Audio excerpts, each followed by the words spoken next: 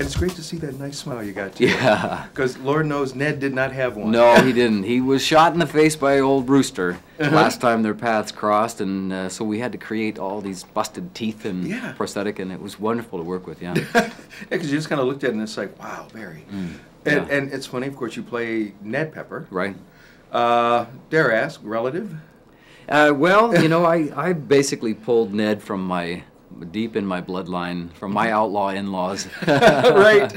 Yeah. Well, you know what's funny? I was talking to my father, and he was telling me that his mother, my grandma Pepper, she rode pregnant with him horseback into town 8 miles through the forest to the nearest town to give birth to him. Yeah. And then when he was born, she rode horseback back with him in her arms or in a papoose back to their homestead. And this was only, 65 years ago. Yeah. So, you don't have to look too far in your roots or your bloodline to find characters like this. I mean, that's hard Scrabble people, and they pioneer people, and that's really what the essence of this film is about. You watched it, and it just took you back to those good old cowboy movies, Yeah, I think that's what Americans really love about westerns. Is that it was a time when things were, people were much bolder and freer. Oh yeah, for sure.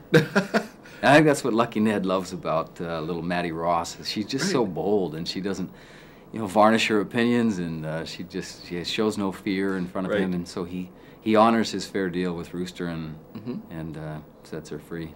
Yeah, and I mean, you think about, like you said, your character and then Jeff's character and all like that. Everybody even talks with that kind of like, everybody had that gruffiness, in their voice, the characters you guys portrayed. I think even more so than that, the dialect is what's so interesting.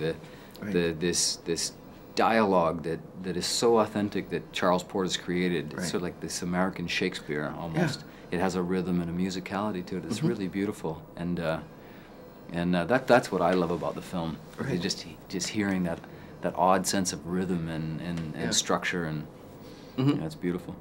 Right, and then you even think about like part of the plot where, like you said, this young lady, her dad's been killed, and the police even basically tell her in the beginning, "There's nothing we can really do." Right. But you can go out and hire somebody. Yeah.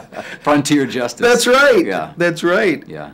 And you think about, man, oh man, can you see if people decided to do that today? That's right. Well, it's, sort of more Old Testament eye for an eye. Right. Justice for sure. Yeah. And what about for you? I mean, here you are, you're riding a horse, you're all gruffed up. Had you been doing things on horses before? Was this something new? I was very comfortable in horses and firearms, so there wasn't any time for sort of a cowboy boot camp on this one. We just came in guns blazing, and because Matt would come and go. He's got a family and young girls, and as do I, and Jeff has a family, and Josh has a family, and so people would kind of come in for their part and leave, and so they kind of hired actors that were ready to go.